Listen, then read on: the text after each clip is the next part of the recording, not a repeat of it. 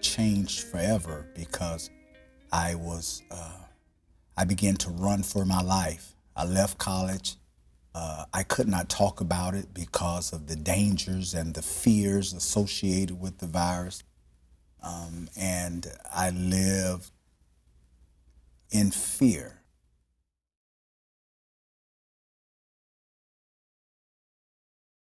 Some of the names, some of the ugly things that have happened as a direct result of me disclosing the fact that I'm HIV, I test positive for the viruses, has been horrific. Incidents of in my home,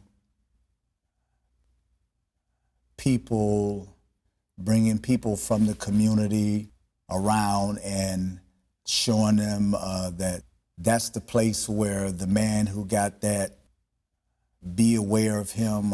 People throwing rocks, literally, and breaking the windows, flat tires on my car. Okay, who does this? These human beings? And so to keep myself from just going, I'm just kind of reliving it now, from tearing up. Those are some of the things that, people go through. And honestly, I wouldn't change a thing because it made me stick my stake in the ground. I had to forgive those individuals and I sought them out. I wanted to know who exactly did what, and I just used my Christian values of forgiveness, and I would take him a gift. At Christmas time, I would find out if he had a son or a daughter or when their birthday was, and then make sure I would go and I would give them gifts that's wrapped up, that I know their kids wanted, just to let them see that I am a real person dealing with a real issue. And so it's no longer like that in my neighborhood. But as I say often, baby, that was hard. It's really hard.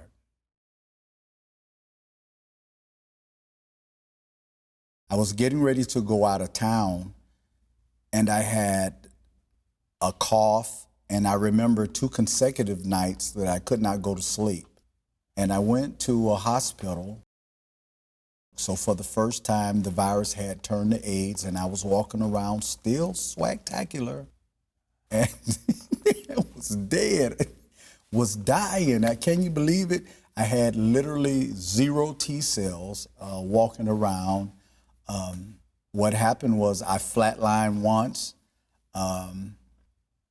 After they brought me back, then I went into total renal failure. The total renal failure took me into 2 blood transfusions. Then I had to go on dialysis for 2 weeks. After the dialysis, flatlined again. They brought me back, and then I went into total respiratory failure.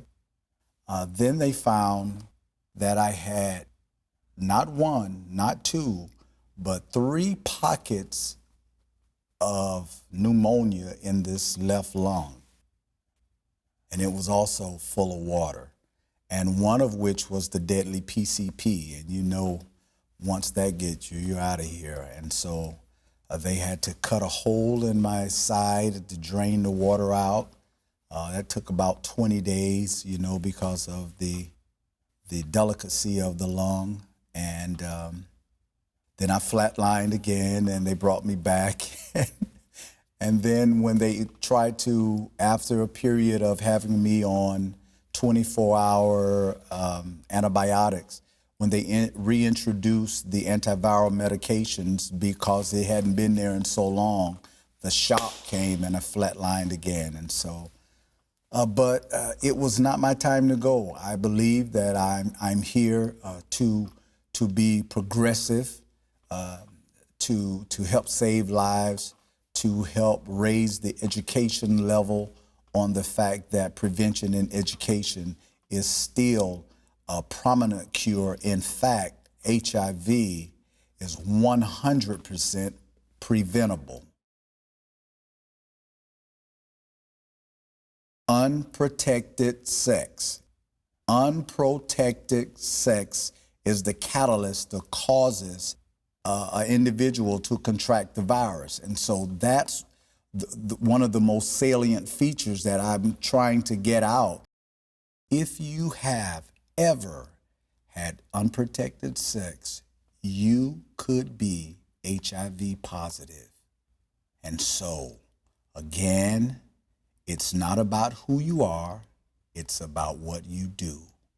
If you have unprotected sex with someone who has the virus, you put yourself at risk of contracting the same.